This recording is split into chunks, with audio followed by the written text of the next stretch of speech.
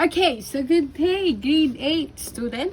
So our this video serves as your reviewer for your 4th monthly exam. So the coverage of your examination is yung conditional statement lang po, and yung mga under ni conditional statement, yung mga signs or symbols na ginagamit. Then the forms, which is the converse, inverse, and even the contrapositive. And the biconditional statement. So, isa-isa naman i-discuss yun ni Miss. Alam mo, tuwang-tuwa ako dito sa libro ninyo kasi it says it all. Alright, kaya ito yung ginamit kong example para sa inyong reviewer. Okay, so let's have this one, conditional statement. Na kung saan si conditional statement ay may if-then form. And it has two types, okay, which is the hypothesis and the conclusion. Wherein, okay, so si hypothesis ay nakikita after the word if, okay, then the conclusion, nakikita po siya after the word then. So let's have here an example. So we have this one, kung mapapansin nyo, naka if then form po sila. So we have, if you eat balanced meals every day, then your body becomes healthy. Okay, so ang mangyayari po dito, yung hypothesis natin, hindi nyo po isasama si if ha. Wala po akong makikitang word na if pag hinahanap lang po si hypothesis, pati po si conclusion naman, wala pong word na din. So yung statement lang po after the word if, okay, yan po yung magsiserve as our hypothesis. And may symbol po tayo kay hypothesis, which is small p. And si conclusion naman po after the word then. So meron din po tayong symbol that is small q. Okay? Wala rin po ako makikitang then ha. So ito lang po yung makikita ko. Then again, after po nyan, so kung meron po akong papagawa sa inyo, okay, kunyari, ganito lang po yung given ko. A heart is an organ that pumps blood. So, hanapin nyo po where is the hypothesis, the conclusion, and the if-then form. Ang gagawin po natin muna is gawin nyo muna po siya into conditional statement, which is the if-then form, para after po nun, mahahanap nyo po si hypothesis and even si conclusion. Kasi kung ito muna po yung gagamitin ninyo, medyo mahihirapan po tayo in analyzing where is the hypothesis and even the conclusion there. So, suggestion ni Miss, lagay nyo muna po siya sa if-then form. So, yung if-then form po ng ating sample statement is, if an organ is a heart, then it pumps blood. So, the hypothesis na meron tayo dyan, so madali na lang makita kung sino si hypothesis and even si conclusion there. So, after the word if, an organ is a heart. Next is the conclusion. So, after the word then. So, that is it pumps blood. Reminder po, hindi nyo po isasama si if pag hinahanap lang po si hypothesis as well as si then. Okay? Sana clear po tayo doon. Alright. So, yun lamang po for that thing. So, we have here, okay? So, mapapansin nyo po, meron po tayong mga symbol na pinag-usapan before. Okay? So, this symbol signifies the if-then. Okay? So, the if-then form or implies. Simply implies. So, this figure or this symbol, sinisignify niya yung word na implies. So, this figure naman po, yung pataas na letter B, okay, signifies end. The word end. So, ito naman pong B, as in, signifies or, and last, so that, last two, so this one, pag may nakikita po kanyan, that is signifies the word not, or the negation. Okay? So, which is, magagamit natin to sa different forms of conditional statement. And itong tutuldok, tatlong tuldok na to, that is therefore. Alright. So, yaman po yung mga symbols. Next is yung mga forms po ni conditional statement. So, we have here the first one. Lapit lang ng konti. Okay. So, the first one is, given po si conditional. So, i-converse po natin siya. So, ang gagawin po natin is, kung si conditional ay may if, P, okay, then Q. Sa kanya naman po ay if Q, then P. Okay, so kung mapapansin mo, na-switch po, okay, yung position ni hypothesis and even ni conclusion. So, isi-switch lang po natin yun. So, we have here an example. If a natural number ends in 0, then it is divisible by 10. So, ang gagawin lang po natin, okay, ililipat lang natin tong it is divisible by 0, magiging hypothesis na natin siya. So, if a natural number is divisible by 10, so is divisible by 10, okay, then it ends in 0. Alright, so napansin nyo naman po ha, nag-interchange yung position ni hypothesis and even ni conclusion. Same way, another example, if a plane figure is a rectangle, then it is a quadrilateral. So, this one, magiging hypothesis natin. So, if a plane figure is a quadrilateral, then it is triangle. So, magiging false yan kasi nga, okay, magiging counter example siya. Because, pwede po kasi maging different type of quadrilateral. But then again, hindi naman ako masyadong focus. But then again, pag converse po, okay, switching of hypothesis and conclusion lang po tayo. Next is the inverse. So, kay inverse naman, so then again, meron tayong if P, then Q. Okay, sa kanya naman po is mariretain po na if P and then Q. Lalagyan lang natin ng negation both. So, magiging if not P, then not Q. So, any form po will do as long as meron po akong makitang word na not. So, pwedeng cannot, can't, does not, doesn't, RT, di ba? Do not. Okay, don't.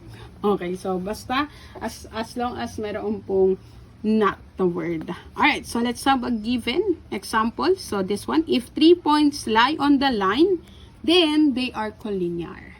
So this one is our conditional. So ang gagawin lang natin, wala pong interchanging place ng hypothesis and conclusion. Remain lang po, lagyan lang natin ng not na word. So if 3 points, do not. Okay? Do not. Ayan, nakakita tayo ng not. Lie on a line. Okay? Then they are not collinear. So, meron tayong not dito at meron din po tayong not here. Okay? So, both po ha, hindi lang po isa ang lalagyan ninyo.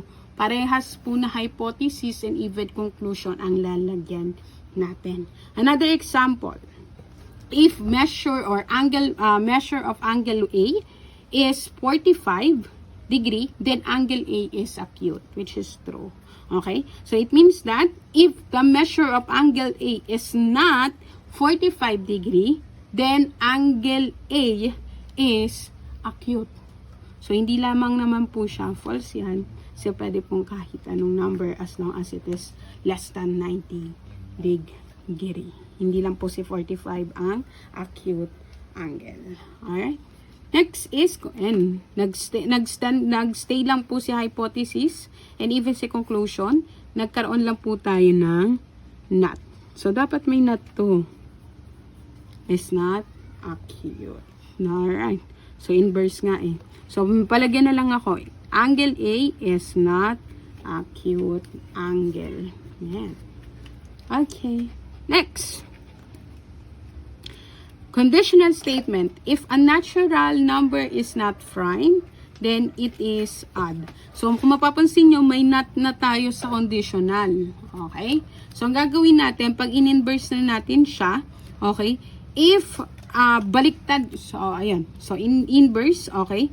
If a natural number is prime number, wala nang not, okay?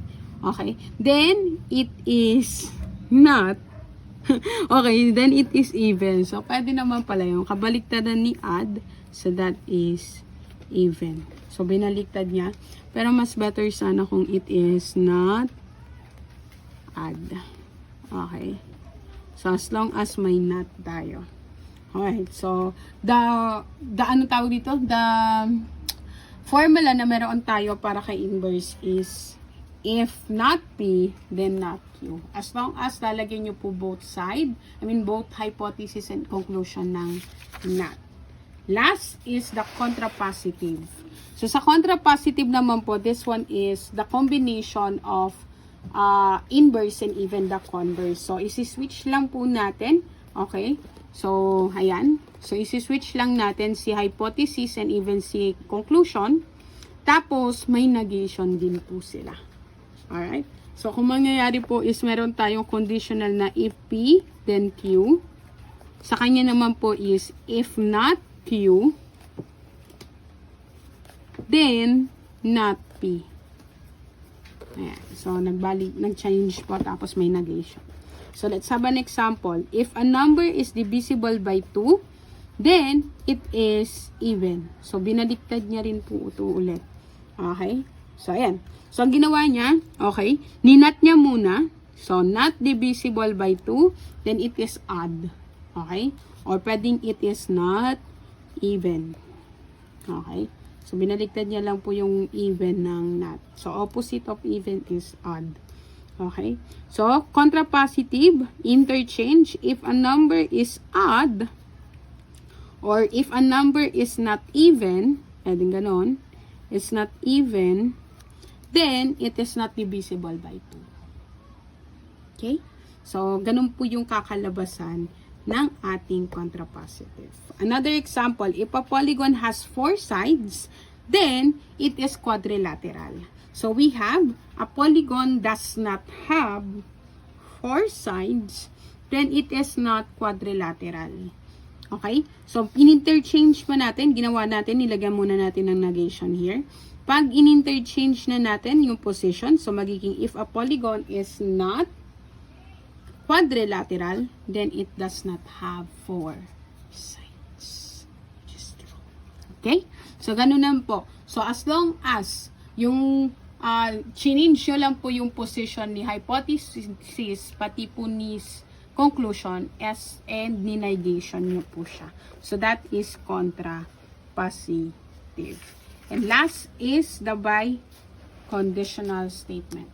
So, sa biconditional statement naman po, kung si conditional, meron siyang if-then form, sa kanya naman po ay may if and only if lang po siya. So, ito po matatagpuan at the middle. So, we have here, okay?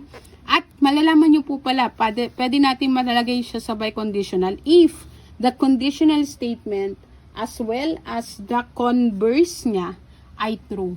So, pag parehas po yung true, we can rewrite it into biconditional statement. So, we have this one. If an organ is a heart, then it pumps blood. So, that is true. So, si heart lang naman din po ang nagpapumps ng blood sa organs natin. So, if an organ pumps blood, then that is a heart. So, that is true pa rin po. So, true pa rin po to. So, we can see that we can express this in conditional, biconditional form. So, an organ is a heart, so that is our hypothesis if and only if. So, matatagpuan po yan at the middle. Okay? Next, it pumps blood, so that is conclusion. So, at the middle of the hypothesis and even our conclusion. Alright? So, ganun po kung paano natin siya matatagpuan. Or pwede pong baliktad. Conclusion, if and only if hypothesis. So, as long as nasa gitna po si if and only if. So, hindi ko po makikita yan at the start, okay, at the beginning, and at the end, it must be at the middle of the hypothesis and conclusion, or conclusion and hypothesis. So, that's it. Okay? So, ayun po ang ating summarization ng ating topics para sa inyong reviewer. Okay? So, I hope that this video help you para makapag-review sa ating examination. So, God bless in your examination and stay safe, everyone.